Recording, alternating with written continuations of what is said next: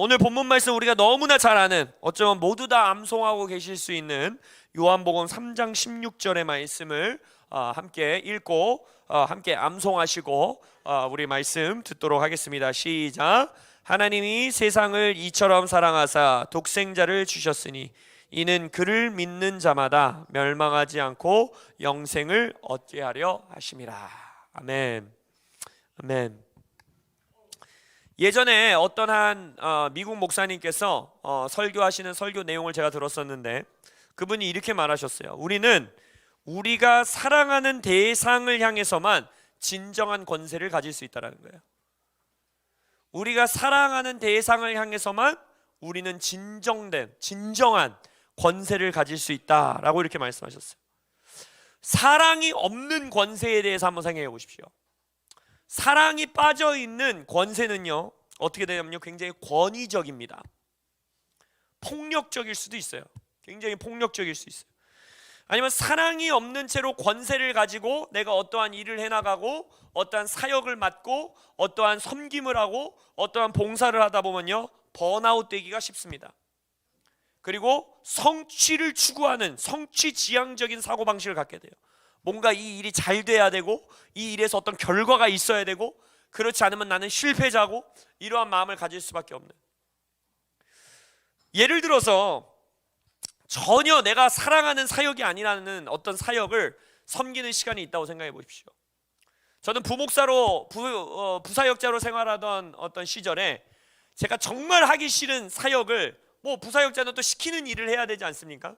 물론 하나님께서 그때 당시 저에게 순종을 가르치셨고 그 일을 통해서 저에게 많은 이 교훈들과 레슨들과 제가 배웠어야 되는 스킬들과 이런 것들을 배우게 하셨지만, 제가 한 1년이 넘는 시간 동안에 제가 너무너무 하고 싶지 않았던, 전혀 제가 그것을 향해 열정과 사랑을 갖고 있지 않는 어떤 부서를 맡아서 사역을 해야 되는 시간이 있었어요. 그때는요, 뭔가 일이 잘 돼도 열매가 나타나도요, 그닥 제 마음에 기쁨이 없어요. 그리고 너무 힘이 들어요. 그 사역을 하려면요, 막 생각만 해도 번아웃 될 것 같고, 와, 이거를 도대체 언제까지 더 해야 되는 걸까? 담임 목사님이 언제쯤 나를 이 부서에서 나를 구원해 주실까? 막 이런 생각들이 일어나고요. 권세는 있죠. 그 부서에 대해서 제가 결정권이 있고 일들을 해나가야 하고, 그러나 거기에서는요, 번아웃이 되고 성취지향적이 된다는. 또한 예를 들어서 사랑이 없는데, 사랑을 갖고 있지 않는데 어떤 대상을 향해서 내가 권세를 행한다고 생각해 보세요. 예를 들어서 우리가 지금 다음 세대들을 위해서 기도하고 있는데 다음 세대들을 향한 사랑이 없어요. 우리에게 다음 세대들을 향한 긍휼한 마음이나 사랑이 없는 채로 그들에게 다가간다면 그들이 우리에게 뭐라고 하겠습니까? 꼰대라고 하겠죠. 바로 그걸 말씀드리는 거예요. 사랑이 없는 권세는요, 권위적이 됩니다. 그리고 폭력적인 권위가 돼요. 이것이 가장 극명히 드러나는 성경에 또 이 삶의 실제의 예시가 하나 있습니다. 뭔지 아세요? 바로 사탄이 이 땅의 권세자로 군림했었던 시절을 생각해 보세요. 예수님이 십자가에서 죽고 부활하신 이후에 하늘과 땅의 권세를 다 취하시기 전에는요, 사탄은요, 이 땅의 실제적인 합법적인 권세자였습니다. 사탄은요, 이 세상을 전혀 사랑하지 않죠. 사람들을 전혀 사랑하지 않아요. 그러한 자가 권세를 잡으니까 어떻게 됩니까? 이 땅은 악해지고 죽음이 창궐하고 어려워지는 거예요. 바로 히틀러 나치만 생각해도 그렇지 않습니까? 그들이 권세자로 일어나지만 사랑이 없는 그런 폭력이 난무하게 되고 그 가운데에 권위적인 체계가 세워지고, 이번 한 주 동안에 제가 좀 이렇게 새벽에 나와서 기도하는 시간이 있었는데 그 부분에 대해서 하나님께서 저를 굉장히 책망하는 그러한 시즌을 저는 보내고 있었어요. 저의 마음 가운데에 교회를 생각할 때에도 다음 세대들을 생각할 때에도 저는 원래 성향 자체가 열정이 있고 뭔가를 열심히 하려는 그러한 성격이고 하다 보니까 제 마음 가운데 어느덧 뭔가 기적이 나타나면, 뭔가 우리가 사람을 많이 모을 수 있으면, 뭔가 우리가 예배 가운데에 어떤 일이 일어나면, 그러면 뭔가 부흥이 있을 거야. 다음 세대들이 살아날 거야. 그러한 마음들. 근데 하나님께서는 역으로 저에게 질문하시는 거예요. 너는 정말 사랑하고 있는가? 너는 사랑하고 있느냐? 이러한 질문을 저에게 직면하게 하시는 거예요. 내가 우리 교회 성도님들을 예수님이 사랑하시는 것처럼 사랑하고 있는가? 내가 우리 이 인천 연수구 땅에 있는 캠퍼스들을 하나님이 사랑하시는 마음으로 사랑하고 있는가? 제가 하나님의 은혜로 정말 20대 초반부터 여러 다양한 형태의 크고 작은 사역들을 섬길 수 있는 그러한 시간을 갖게 됐을 때, 제가 여전히 지금도 씨름하고 있고 그때도 지금도 가지고 있는 질문이 뭔지 아세요? 바로 뭐냐면, 예수님 옆에 죄인들이 함께하고 싶었다라는 거예요. 전 그게 지금도 이해가 되진 않아요.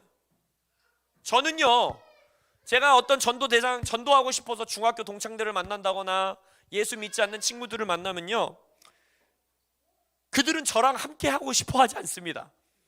재미가 없어요. 저는 일단 저와 함께 있는 게 그들에겐 즐겁지 않아요. 그리고 제가 아무 말을 안 하고 앉아 있어도 그들이 저에게 뭐라고 하냐면요, 부담된다는 거예요.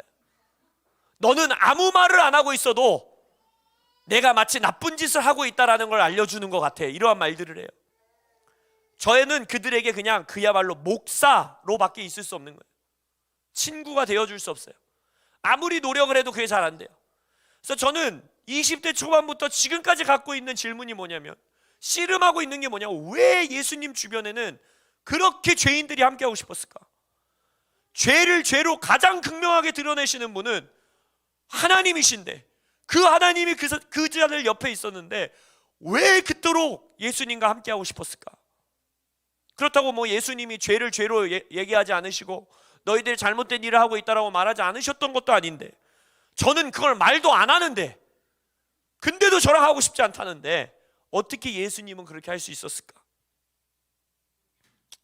우리는 답을 알고 있죠. 머리로는 알고 있어요. 그들은 사랑을 느꼈던 거예요. 사랑 그 자체인 예수님이 옆에 있었기 때문에 나의 죄를 드러내실 때도 예수님이 사랑으로 그렇게 하신다라는 걸 그들이 경험하지 않았겠습니까? 이것이 바로 사랑의 권세입니다.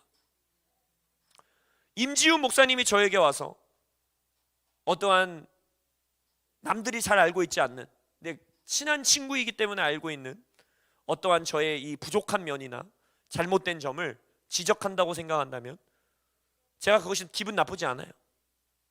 그 기분 나쁘지 않을 수 있는 근거가 뭡니까? 저 친구는 나를 사랑해주고 내가 잘 되기를 원하기 때문에 그걸 지적해준다는 걸 아는 거예요. 그러나 만약 저랑 아무 상관없는, 알지도 모르는 누군가가 저에게 와서 그것을 지적한다면 기분이 나쁘겠죠. 화가 나겠죠. 바로 그런 거를 오늘 이번 한 주 동안에 주님께서 저에게 묵상하게 하셨다는 거예요.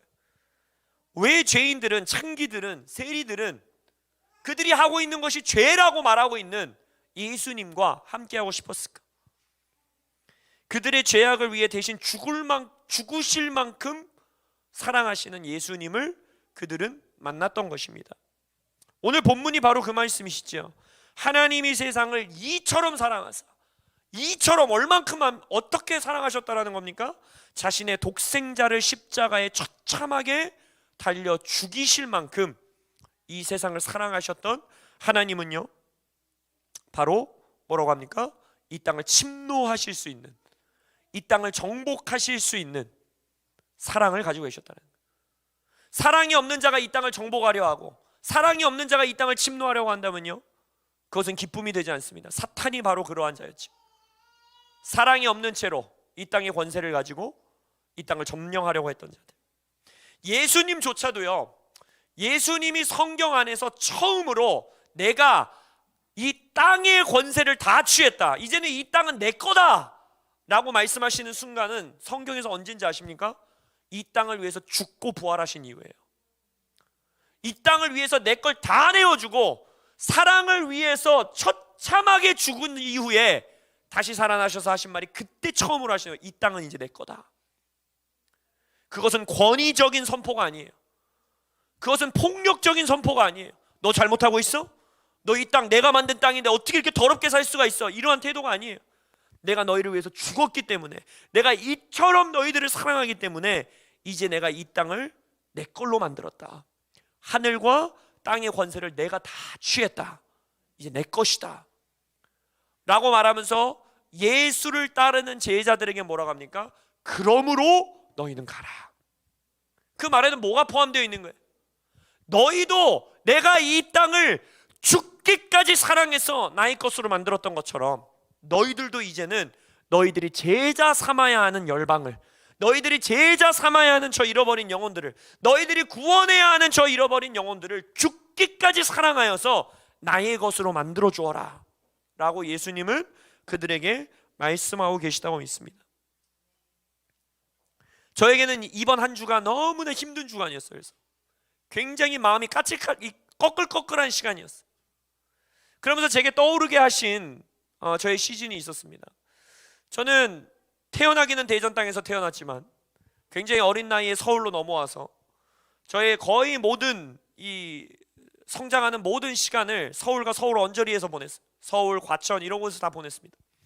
그러다가 이제 제가 우연찮게 아무 연고도 없는 이 인천 땅으로 와서 하나님께서 이미 계획을 갖고 계셨던 거죠. 인천 땅 한 이후에 이곳에서 개척을 하게 하십니다. 근데 그때 당시 제가 개척을 한 이후에는 한 처음 3년 넘는 시간에는 저희가 고정된 장소가 없었어요. 뭐 저희 집 거실에서도 예배했다가 어디 카페 가서도 예배했다가 서울 어디 사무실을 빌려서도 예배했다가 어디 부천 지역에 있는 학교 교실에서 예배했다가 여러 곳을 돌아다닙니다. 그러면서 제 마음 가운데 항상 무슨 마음이 있었냐면 나는 인천이 싫어, 이 마음이 있었어요. 인천이 너무 싫은 거예요. 정말 싫었어요. 그래서 정말 막 서울 사는 친구도 아닌데 경기도 사는 친구들 일부러 서울에서 약속 잡아서 서울을 나갔어. 왜? 나는 서울이 너무 좋으니까. 그래서 저는 언제나 제 마음속에 내가 어떤 공간을 구해서 이제 교회를 자리 잡게 할 때는 나는 무조건 서울로 간다. 서울만이 나의 땅이다 이러면서 계속 마음에 품고 있었어요. 그러다 어느 날 하나님께서 제가 그때 당시 이제 새벽에 산에 올라서 기도하고 있을 때 하나님께서 그 정상이 그날이 날씨가 좋았기 때문에 송도 땅이 이렇게 쫙 보일 때였거든요. 하나님이 그때 저의 고백이 아닌 고백을 하게 하세요. 바로 무엇이냐면 송도 땅을 제게 주십시오, 이 산지를 제게 주십시오라는 고백을 하게 하십니다. 그리고 나서 제가 제 인생에서 처음으로 너무 어떻게 말로 표현할 수 없는 신기한 체험과 경험을 하게 되는데, 그 산의 정상에서 내려와서 저희 아파트 단지로 들어가는 땅을 딱 밟는데 그때부터 이 인천 땅이 너무 아름다워 보이는 거예요.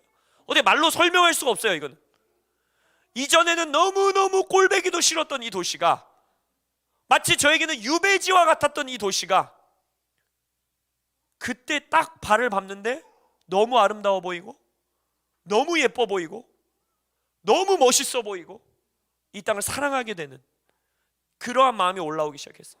그러면서 하나님께서 공간을 구하게 하시고 이 땅을 위해서 기도하게 하시고 이 땅에서 교회를 세워가게 하시면서 지금은 누가 저를 서울로 부르면 왜 서울로 나가냐, 귀찮다, 주차비도 비싸다, 거기는 어렵다 이러면서 최대한 서울을 나가고 싶은 마음이 없는 그러한 수준에 이르게 됐어요. 그러면서 주님께서 제게 떠오르게 하면서 너가 이 도시를 사랑하기 때문에 기도할 권세가 주어졌다는 거예요. 이 도시를 이제 네가 사랑하기 때문에 이 땅을 위해서 교회를 이 지역 가운데 세울 수 있는 권세가 생겼다는 거예요. 그치만 하나님께서는 저에게 더 깊이 나아가기를 원하셨던 거죠. 이번 한 주 동안 저에게 질문하셨던 거예요. 네가 영혼들을 사랑하느냐? 저에게 이 아즈베리 신학교에서 캠퍼스에서 부흥이 일어났다라는 소식을 저는 딱 들었을 때요, 저는 굉장히 말씀드렸듯이 저는 이렇게 뭔가를 하고 이게 이런 것에 대해서 열정이 있는 사람이에요. 그래서 미국에서 돌아오자마자 제가 딱 생각했던 게 뭐냐면, 주님, 이제 제가 입당 예배를 마치고 바쁜 시간이 딱 지나면 저는 이제 매주 한 주에 최소 한 번씩 아니면 두 번씩 이 저의 주변에 있는 대학교에 가서 땅밟기 기도를 하면서 그 대학가를 위해서 기도하겠습니다. 그러면서 생각을 하면서 그런 마음을 갖고 있는데 하나님이 그거를 딱 떠오르게 하면서 너는 대학생들을 사랑하냐 이러시는 거예요. 새벽에 저 뒤에 맨 뒷자리에 있는 의자에 딱 앉아서 기도하는데 하나님이 너 이 땅에 있는 대학생들을 사랑하냐 이러시는 거예요. 그때 저의 대답은 뭐냐면, 주님, 저는 캠퍼스의 부흥을 위해 저를 드릴 자신이 있습니다. 저를 태워 없애십시오. 막 이런 기도를 하고 있는데 주님이 아니 그런 거 말고 그건 알아. 내가 너를 산채로 태워도 너는 태울 이 열정이 있는 애인 건 알아. 이러시고 하는 뭐라고 하시냐면 연세대학교 대학생들을 사랑하냐는 거예요. 글로벌 캠퍼스의 대학생들을 사랑하는 거예요.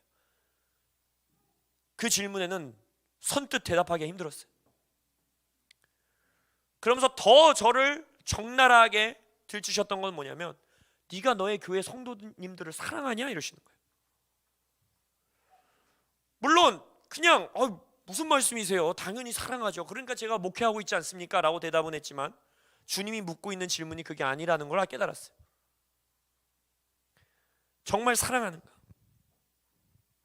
아까 말씀드렸듯이 지저스 피플, 미국에 있었던 이 1970년대에 있었던 부흥은요, 세상 미디어들과 세상 언론들도 대서특필할 정도로 어마어마한 부흥이었습니다.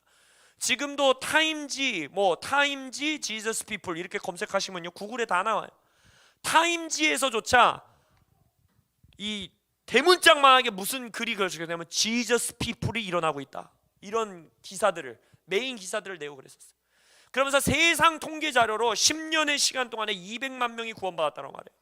근데 우리가 알다시피 세상 통계들은요, 항상 숫자를 낮게 잡습니다. 특별히 종교 영역에 관해서는요, 숫자를 한참 낮게 잡아요. 교회 학자들, 교회 신학자들, 교회 역사학자들은 뭐라고 하느냐면, 그 10년의 시간 동안에는요, 적게 잡는 사람들은 300만 명, 많이 잡는 사람은 500명, 500만 명, 600만 명, 700만 명까지도 잡는 사람들이 있어요. 10년의 시간 동안에 그만의 숫자들이 미국 땅에서만 그것도 구원을 받았다는 어마어마한 역사였습니다. 근데 그 많은 숫자들을요, 많이 구원받았지만 또 그때 당시 놀라운 하나님의 남종과 여종들이 일어났지만 또한 교회들이 어마어마한 숫자를 잃어버립니다. 담아내지 못해요. 그래서 다시 세상으로 돌아가기도 하고 교회에 상처받고 오히려 더 교회를 미워하는 자들로 변하기도 하고 그랬었어요. 그 이유가 무엇이었냐? 그들을 교회들이 어떻게 사랑해야 될지를 몰랐던 거예요. 이것들을 위해서 우리는 지금부터 준비되어야 합니다. 이 마지막 때의 대부흥을 통해서 우리 교회에, 여러분들의 교회에 몰려오는 다음 세대들은요, 여러분들의 교회에 앉아있는 착한 청년들의 모습이 아닐 겁니다. 여러분들의 교회에 열심히 교회에 봉사하는, 열심히 점심 식사 시간에 장로님과 권사님들에게 밥을 날라다 주는 그러한 학생들의 모습이 아닐 거예요. 그래서 우리 교회는 과연 그들을 사랑할 준비가 되어 있는가? 아니, 지금 사랑하고 있는가? 그 질문 하나님께서 저를 직면하게 하시는 거예요. 저는요, 이 시대에 어떠한 다음 세대들이 일어나기 원하는가라고 질문한다면요, 저는 바로 대답할 수 있습니다. 저는 이삭 같은 다음 세대들이 일어나길 원해요. 왜냐? 이삭은요, 예수님을 예표하는 자였지요. 이삭은 이제 아브라함이 주기로 했지만 하나님이 그걸 막으시지만, 예수님께서는 진짜 아버지의 뜻을 행하기 위해서 정말 제단 위에서 목숨을 내어놓으십니다. 그러한 자가 바로 이삭이에요. 근데 이삭이, 저는 정말 놀라운 것이, 우리가 정말 주일학교 이 큐티 책들에 굉장히 폐해가 한두 가지가 있는데 그 중에 하나가 바로 이 이삭 이야기입니다. 이삭 이야기. 여러분들이 이삭 이야기에 관한 주일학교 큐티 교재들을 보면요, 전부 이삭을 굉장히 꼬꼬마로 그려놔요. 꼬꼬마. 한 5살, 6살 정도 돼 보이는 꼬마로 그려놓습니다. 아니면 한 초등학생 정도. 근데 그건 잘못된 거예요. 그렇지 않아요. 왜냐하면 성경에서 보면요, 이삭이요, 자신을 제물로 태울 장작을 짊어지고 산을 올라갔다라고 표현되어 있어요. 그리고 앞장과 뒷장에서의 사라의 나이와 이런 것들을 계산해 보면요, 정확한 나이는 알 수는 없지만 건장한 청년 정도, 아니면 10대 후반 이상, 10대 중반 이상의 자기를, 한 사람을 여러분 제물로 태운다는 거는요, 어마어마한 이 장작이 필요합니다. 그때 당시 그것을 짊어지고 충분히 산을 오를 수 있는 건장한 청년의 때예요. 그렇다면 아브라함이 이삭을 죽이려고 했을 때에는 이것은 아브라함 혼자 믿음으로 반응한 사건이 아니라는 겁니다. 이 사건은 바로 무엇이냐? 이삭 스스로가 자기의 목숨을 하나님께 예배하기 위해, 하나님께 순종하기 위해 내어놨다는 거예요. 저는 이러한 다음 세대들이 일어나기를 원합니다. 할렐루야. 또한 제가 그러한 세대가 되기를 원합니다. 근데 여러분, 이거를 좀 뒤집어서 또 한번 생각해 보세요. 오늘 하루 제가 여러분들에게 도전하고 싶은 건 이거예요. 이삭은요, 그때 하나님께 자신의 몸을 드렸을 뿐만 아니라 생각해 보십시오. 이삭은요 자신의 목숨을 자기의 아버지께 맡겼어요. 아브라함의 손에 자신의 목숨을 완전히 내어놨습니다. 그러니까 나의 아버지가 그의 하나님을게 순종하기 위해, 나의 아버지가 그의 하나님을 예배하기 위해 내 목숨을 내어놓은 거예요. 이 깊이가 여러분들 상상이 되십니까? 나의 아버지 아브라함, 그리고 그 나의 아버지 아브라함이 믿는 하나님, 나의 아버지 아브라함이 어떻게 하나님을 예배하는지에 철저히 신뢰하고 온전히 순종했기 때문에 나의 목숨까지도 내어놓을 수 있었던 거예요. 이삭은 아버지 아브라함과 완전히 연합되어 있었어요. 하나 되어 있는 연합이었어요. 마치 성부 하나님과 성자 하나님이 하나 되어 있었듯이. 저는 이 질문하고 싶은 거예요. 이삭은 어떻게 그럴 수 있었을까? 어떻게 그 수준에까지 자신의 아버지를 신뢰하고 하나님을 신뢰하고 내 아버지가 믿는 하나님을 신뢰할 수 있었을까? 내 아버지가 하나님을 예배하고 순종하고 헌신하려는 그것에 나의 목숨까지도 내어놓을 수 있는 그러한 여러분의 자녀들이 그렇게 되시기를 원하지 않으십니까? 할렐루야. 우리의 교회 청년들이 그렇게 되기를 원해요. 할렐루야. 어떻게 그럴 수 있었을까? 저는 오늘 이것을 두 가지 차원의 사랑으로 좀 우리가 묵상하고 그것을 붙들고 기도해 보면 좋을 것 같습니다. 첫 번째는요, 이삭은요 아브라함의 하나님을 향한 온전한 헌신과 사랑을 신뢰할 수 있었던 거예요. 이게 무슨 말이냐? 아브라함은요 아까 말했듯이 사랑이 없는 권위를 부리는 권위적인 아버지가 아니었습니다. 아브라함은요 자신이 하지 않는 것을 자식에게 요구하는, 자기는 자기 맘대로 살고 자기는 그러한 삶을 살고 있지 않으면서 자식에게는 그러한 삶을 요구하는 그러한 권위적인 아버지가 아니었어요. 바로 무슨 말입니까?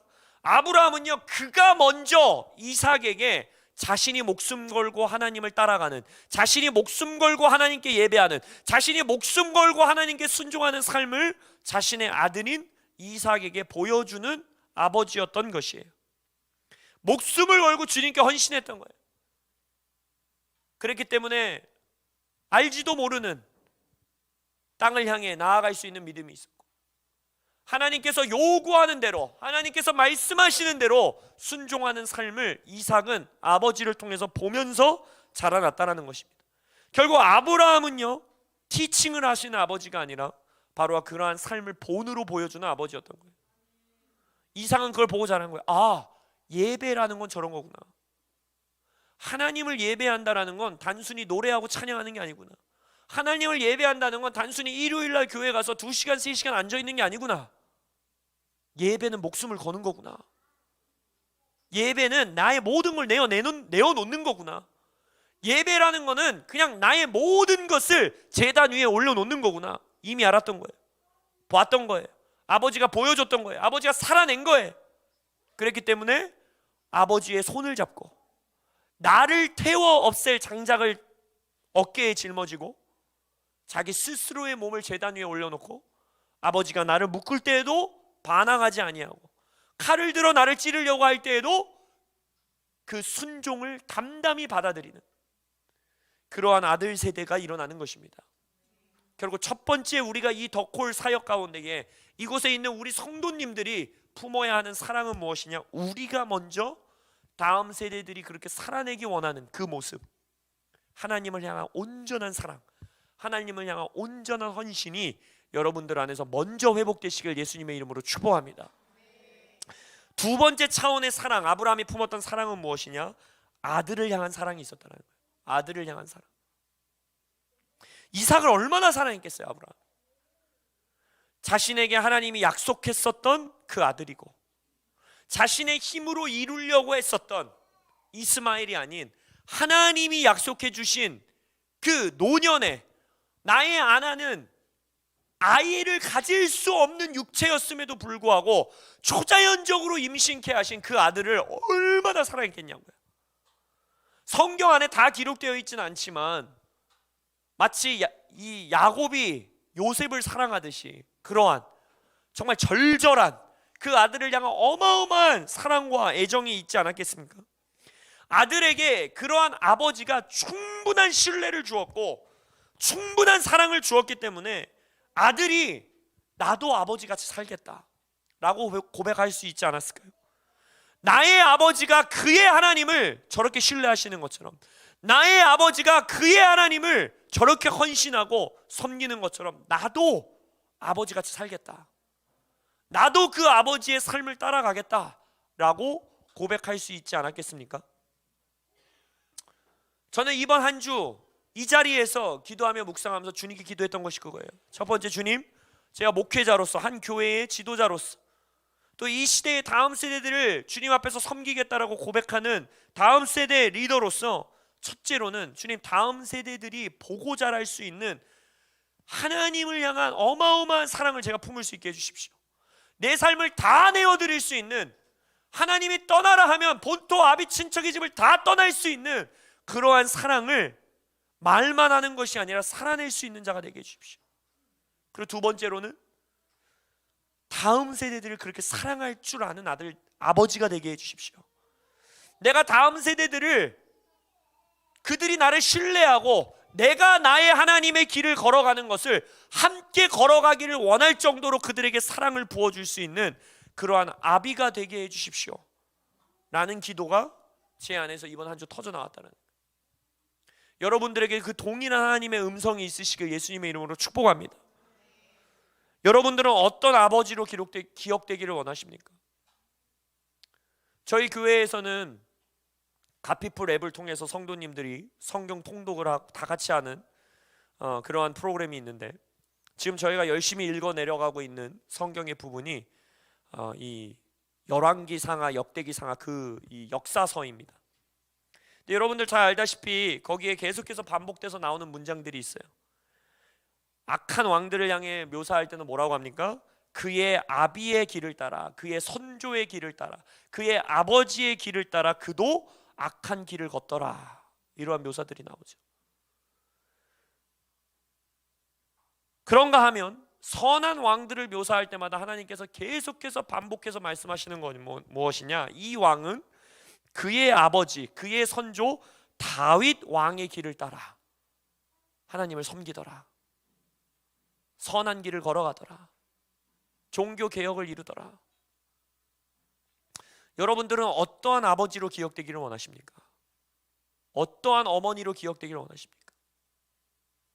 저는 저의 다음 세대들이 나는 임 목사님의 길을 따라, 임 목사님이 걸어가셨던 동일한 길을 따라 하나님을 예배하겠다, 캠퍼스의 부흥을 위해 나도 내 삶을 드리겠다, 도시의 부흥을 위해 내가 영혼들을 사랑하겠다 라고 기억되어지는 사람이 되기를 원합니다. 할렐루야. 이 덕콜 기도 모임 가운데 모인 모든 분들이 그렇게 기억되는 아비와 어미들이 되시길 예수님의 이름으로 축복합니다. 그것을 위해 우리 안에서 사랑이 회복되어야 합니다. 첫째를 하나님을 향한 목숨까지 내어놓는 사랑, 다음 세대들이 보고 흠모할 정도로 자신들의 목숨을 똑같이 내어줄 정도로 하나님께 목숨 내어놓는 사랑이 여러분들 안에 회복되시길 예수님의 이름으로 축복합니다.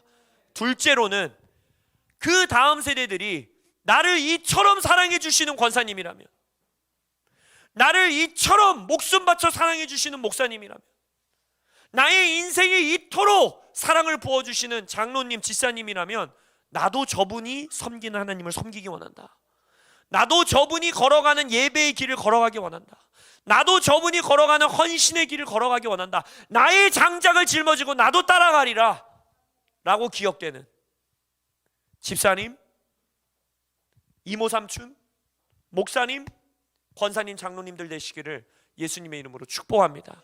영상을 통해 지금 각자 처소에서 예배하고 계시는 모든 분들 또한 이 두 사랑, 하나님을 향한 사랑, 또한 다음 세대를 향한 사랑, 이 두 사랑이 불타듯이 타오르는 여러분들 되시기를 예수님의 이름으로 축복합니다. 아멘. 우리 조금 더 기도하시다가 돌아가시도록 하시겠습니다.